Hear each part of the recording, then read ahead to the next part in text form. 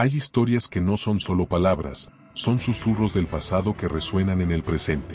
Secretos celestiales guardados en cofres terrenales. Hoy, nos adentramos en una de las leyendas más grandes de la historia, un relato de poder divino y fe inquebrantable. Este no es un cuento de hadas, sino un viaje al corazón de la Alianza, en busca del objeto que contuvo la presencia misma de Dios. En el vasto lienzo de la historia, ciertos objetos brillan con una luz propia, no por el metal del que están hechos, sino por el misterio que encierran. El Arca de la Alianza. Su solo nombre evoca imágenes de poder, de ejércitos temibles, de un Dios que camina entre los hombres. ¿Conocéis la historia del cofre sagrado que, según la Biblia, contenía las tablas de los 10 mandamientos y que los israelitas empleaban en sus batallas? ¿O lo veis solo a través del mito cinematográfico? Pero bajo el velo de la ficción, subyace una historia de un poder tan terrible como desconocido. Desde las arenas de Egipto hasta las alturas de la tierra prometida, este cofre fue el latido del corazón de una nación errante, el pulso de un Dios que se manifestaba en la tierra. No era solo un objeto de madera y oro, era el vínculo entre lo divino y lo real. Un medio de comunicación directa. Un pacto sellado en la fe y el miedo. ¿Pero qué clase de objeto era realmente? La Biblia, en el libro de Éxodo, capítulo 25, versículos 10 a 22, nos entrega los planos de su construcción. Cada detalle, cada medida, no era una simple sugerencia, sino un mandato divino. Era un arca de madera de acacia, recubierta de oro puro, por dentro y por fuera. Sus dimensiones eran exactas, 1 metro con 10 centímetros de largo, 70 de ancho y 70 de alto. Sobre la tapa, el propiciatorio, la joya de la corona, flanqueado por 2 querubines de oro. Sus alas extendidas, cubriendo el propiciatorio, mirándose el uno al otro, uniendo el cielo y la tierra. Era aquí, en ese espacio entre las alas doradas, donde la voz de la creación se manifestaría.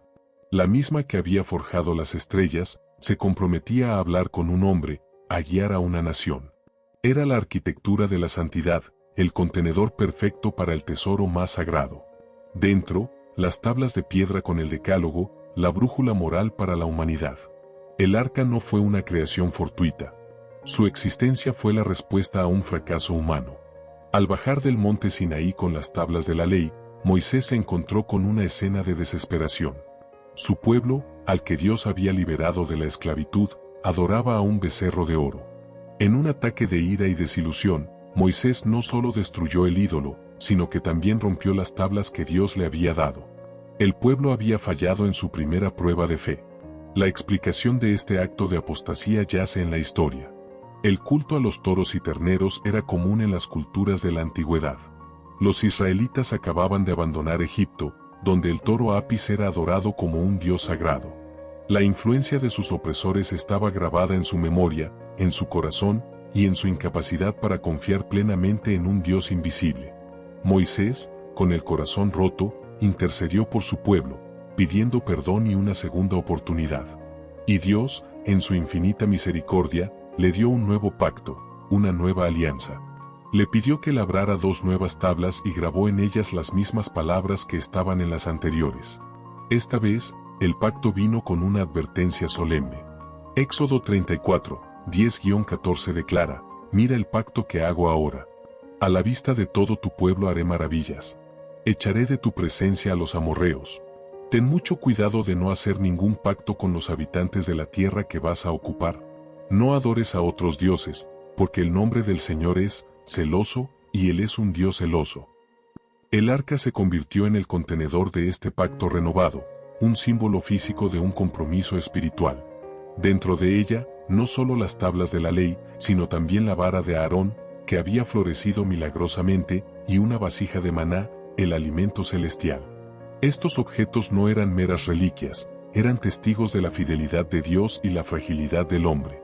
La arca no era solo un cofre de mandamientos, era el recordatorio viviente de un Dios que es fiel, aunque su pueblo no lo sea. Y que su presencia es tanto una promesa como una advertencia.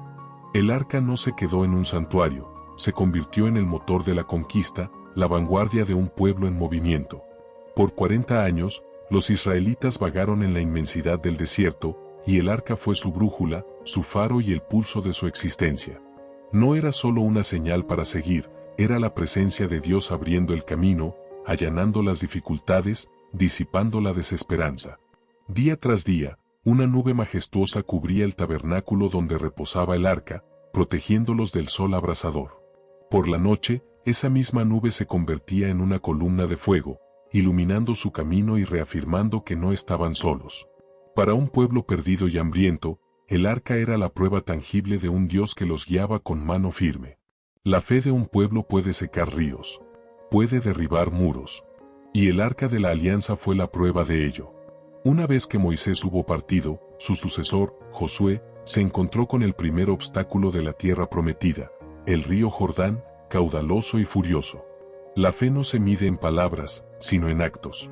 Y los israelitas pusieron su fe en el poder que llevaban consigo. Por mandato divino, los sacerdotes, con el sagrado cofre sobre sus hombros, se adelantaron.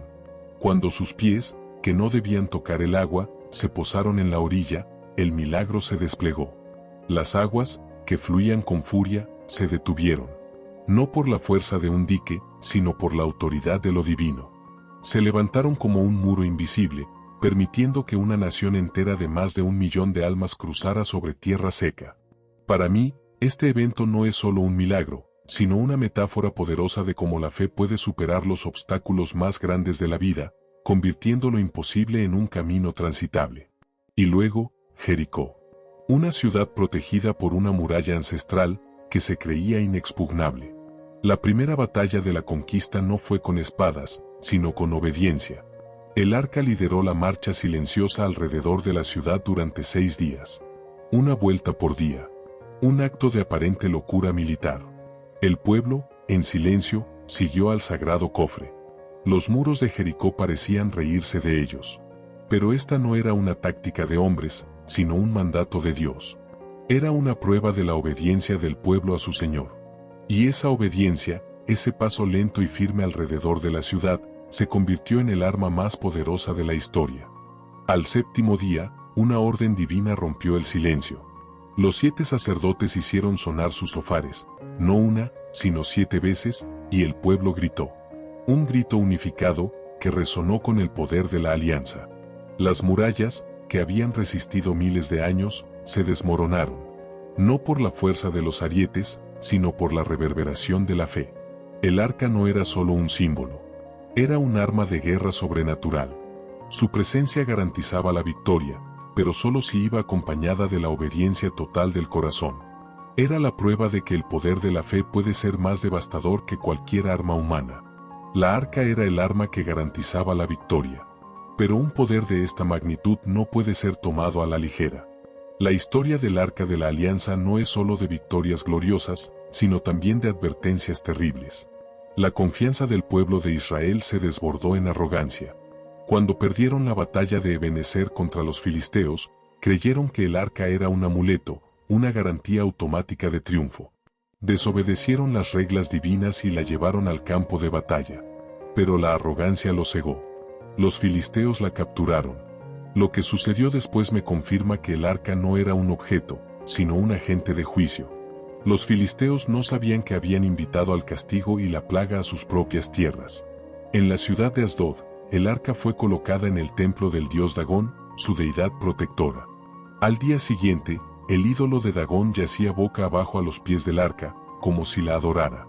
Los sacerdotes filisteos, humillados, lo levantaron y lo pusieron de nuevo en su lugar. Pero a la mañana siguiente, no solo había caído de nuevo, sino que su cabeza y sus manos habían sido cortadas. Una declaración silenciosa, pero brutal, que proclamaba la soberanía del Dios de Israel. Una verdad escrita sin palabras: no había otros dioses. Solo uno. La plaga vino después. Tumores y ratas se extendieron por toda la ciudad, una aflicción que se negaba a ceder. Los filisteos, aterrorizados, se deshicieron de ella, enviándola a Gat y luego a Ecrón. Pero en cada lugar, el mismo castigo, la misma plaga. El arca no era un simple botín de guerra. Era un agente de juicio que no podía ser poseído ni controlado por manos impuras. Y no eran solo los enemigos quienes debían temer. El arca castigaba la irreverencia de cualquiera, sin importar la lealtad. El relato es claro y escalofriante. 70 hombres, o 50.000, la historia varía, pero la lección es la misma: mirar dentro del arca era ver la muerte. Como investigador, esto es fascinante. ¿Por qué tanta severidad? La respuesta que encuentro es que el poder de Dios es sagrado y no puede ser tratado con ligereza. El arca de la alianza no era un objeto de curiosidad, sino la manifestación de un poder que exigía respeto absoluto. El caso de Usa me lo demuestra de manera contundente. El rey David, en su gozo, ordenó que el arca fuera transportada a Jerusalén en una carreta nueva, un método de transporte que desafiaba las instrucciones divinas. Cuando los bueyes tropezaron, el instinto de Usa, uno de los conductores, lo llevó a extender su mano para evitar que el arca sagrada cayera al suelo. Un acto de aparente devoción. Sin embargo, el segundo libro de Samuel, capítulo 6, versículo 7, es implacable. Entonces la ira del Señor se encendió contra Usa por su irreverencia y lo hirió de muerte, de modo que Usa murió junto al arca de Dios. Usa no era un enemigo, era un devoto.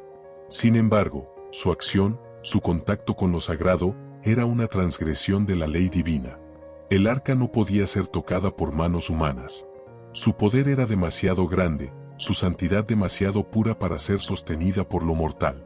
La arca no era un amuleto, era una fuerza de la naturaleza. Era un recordatorio solemne de que no se puede servir a Dios a nuestra manera, sino de la forma en que Él ha ordenado. La buena intención no justifica la desobediencia. La historia del arca es una epopeya de la presencia de Dios en la tierra, pero su final, tal como lo conocemos, se ha perdido en las arenas del tiempo. El arca, que había deambulado por el desierto y se había alzado en batalla, encontró su reposo en el lugar más sagrado de todos, el Templo de Salomón. Un edificio majestuoso, un monumento de cedro y oro construido para albergar un tesoro invaluable. Y allí, en la quietud solemne del lugar santísimo, el cofre sagrado permaneció por casi 4 siglos. Era el corazón de una nación, el centro del universo de un pueblo. La presencia de Dios había encontrado su morada fija. Pero la historia humana es cíclica, y la obediencia se desvanece con la prosperidad. El rey Josías, en el siglo VII a.C., mandó que el arca regresara al templo después de haber sido removida por reyes anteriores, un acto que nos deja la pregunta: ¿cuántas veces fue movida? Y luego, vino el silencio. Cuando los ejércitos de Nabucodonosor de Babilonia saquearon y destruyeron Jerusalén en el año 587 a.C., la ciudad fue reducida a cenizas. El glorioso templo fue derribado. Pero cuando los invasores inspeccionaron su botín, el arca de la alianza ya no estaba. Su rastro histórico desapareció. ¿Fue destruida? ¿Robada? ¿O escondida? Desde entonces, las teorías han llenado el vacío. Algunos creen que fue llevada por los sacerdotes antes de la destrucción, oculta en una red de cuevas subterráneas bajo el monte del templo. Otros sugieren que el profeta Jeremías la escondió en una cueva en el monte Nebo, donde Moisés había visto la tierra prometida, aguardando el día en que Israel se arrepienta y sea restaurado. Pero la leyenda más persistente, la más dramática, la sitúa en un lugar inesperado, en las montañas de Etiopía, en la iglesia de Santa María de Sión, donde se dice que es custodiada por un sacerdote solitario, invisible para el mundo, esperando el juicio final. Todas son historias fascinantes, pero la verdad es que el arca ya no está con nosotros. La búsqueda de un objeto físico es una búsqueda de un pasado que no puede ser revivido. El verdadero misterio no es dónde está el arca, sino por qué se fue. Su desaparición nos dejó una lección. Dios no habita en templos hechos por manos humanas, Él busca corazones. El arca ya no es necesaria, porque la verdadera presencia de Dios se ha revelado. El arca ya no está, pero la alianza permanece. La pregunta no es, ¿dónde está el arma poderosa?, sino, ¿quién porta el arma poderosa? La respuesta no es un cofre, sino cada uno de nosotros. La historia del arca nos preparó para un misterio aún más profundo. Nos enseñó que la presencia de Dios es más grande que cualquier objeto. Y en el Nuevo Testamento, esa promesa se cumple en la persona del Espíritu Santo. Él es la nueva presencia de Dios entre nosotros. Ya no necesitamos un arca de oro para comunicarnos con Él, porque, como nos dice la Biblia, nuestros cuerpos son el templo del Espíritu Santo. El mismo poder que separó el río Jordán y derribó las murallas de Jericó habita en el corazón de cada creyente. Y entonces, La pregunta que nos hicimos al principio adquiere un nuevo significado. ¿Qué hacemos con esta verdad? No la guardamos en un cofre, sino que la vivimos. Debemos portar la presencia de Dios en nuestras vidas, con el mismo respeto y solemnidad con el que los sacerdotes portaban el arca. Debemos derribar los muros que nos separan del propósito de Dios, y caminar sobre las aguas de la incertidumbre con fe inquebrantable. Esta es una verdad que nos impulsa a la acción. No busquemos la arca en lugares lejanos. Busquemos la presencia de Dios en cada momento de nuestra vida. Oremos con la convicción de que el mismo Dios de la arca escucha. Si sientes la necesidad de conectar con este poder, haz esta oración conmigo. Amado Dios, gracias por tu alianza. Que tu presencia, no un objeto, sea mi arma. Ayúdame a vivir con fe y a ser un templo digno de ti. Amén. La historia del arca nos llama a la acción, a vivir una vida que honre el pacto, con fe, obediencia y una pasión celosa por nuestro Creador. El arca de la alianza es un misterio histórico, pero es una realidad espiritual. Su historia nos enseña que un pacto con Dios exige la totalidad de nuestro ser. Nos enseña que la obediencia es el verdadero camino hacia la victoria, y que la irreverencia, incluso con buenas intenciones, tiene consecuencias. Su legado no está en un cofre de oro, sino en la verdad atemporal que nos dejó, que un pueblo que confía en el poder de Dios no tiene miedo de nada. La arca fue el símbolo de un Dios que caminó con su pueblo. Hoy, ese mismo Dios, a través de su Espíritu, camina con nosotros. La arca contenía 3 objetos que, simbólicamente, se cumplen en Cristo: las tablas de la ley, la vasija de maná y la vara de Aarón. Jesús es el verdadero arca, porque Él es la ley encarnada, el único que vivió una vida de perfecta obediencia. Él es el maná vivo, el pan de vida que descendió del cielo para sustentar nuestra alma. Y Él es la vara de Aarón, el único sumo sacerdote que murió y resucitó, floreciendo con vida eterna. No busquemos la arca perdida, busquemos el rostro del Dios que la diseñó. Porque en esa búsqueda, no solo encontraremos un relato épico del pasado, sino una fe viva que nos guiará hacia un futuro de esperanza. La arca de la alianza no fue un arma. Fue un símbolo. Un símbolo de que la verdadera victoria no se gana con oro y madera, sino con fe y obediencia. Y esa es una victoria que está al alcance de todos nosotros. La historia del arca de la alianza es una travesía de poder y misterio, un eco sagrado que resuena a través de los milenios. Vimos a Moisés, el profeta que osó hablar con Dios cara a cara en el Sinaí, y al rey David, el guerrero que danzó con pasión ante el arca, reconociendo que la verdadera victoria no estaba en la fuerza, sino en la obediencia. Pero a lo largo de este viaje, una verdad se ha manifestado con claridad: el poder del arca, su juicio y su gloria, no son un fin en sí mismos, sino un reflejo de aquel que los otorga. El arca del pacto era el trono de Dios en la tierra, el lugar donde su presencia habitaba. Fue testigo de la caída de los ídolos, del castigo a la irreverencia de Usa, y de la obediencia que derrumbó las murallas de Jericó. Pero el arca, al igual que los sacrificios y las leyes, era una sombra de la realidad venidera. Hoy, ya no necesitamos un cofre de acacia y oro para encontrar la presencia divina. El arca ha desaparecido, pero no su significado. La profecía de Apocalipsis, en el capítulo 11 y versículo 19, nos da la revelación final. Y el templo de Dios fue abierto en el cielo, y el arca de su pacto se veía en su templo. Y hubo relámpagos, voces, truenos, un terremoto y grande granizo. El arca no ha sido destruida, sino llevada a su lugar de origen, el cielo, para ser el centro del juicio final. Y así, la historia del arca encuentra su clímax en Jesucristo. Él es el verdadero arca. El cofre de oro y madera, que contenía las tablas de la ley, la vasija del maná y la vara de Aarón, nos señalaba hacia la justicia, el sustento y la autoridad de Dios. Cristo es la manifestación perfecta de esas verdades. Es la ley encarnada, el maná vivo que descendió del cielo, y el sumo sacerdote que tiene autoridad para perdonar. La búsqueda de la verdad no termina con la desaparición de un artefacto. Termina con el encuentro con una persona.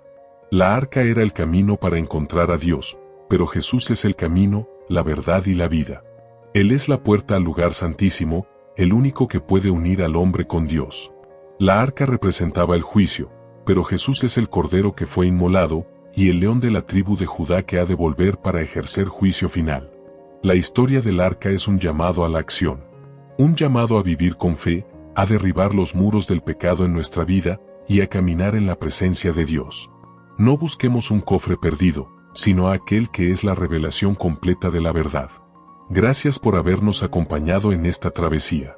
Mi nombre es Juan, del Ministerio Evangelístico Nueva Vida 93.22. Los invito a buscar la verdad que se encuentra solo en Jesucristo.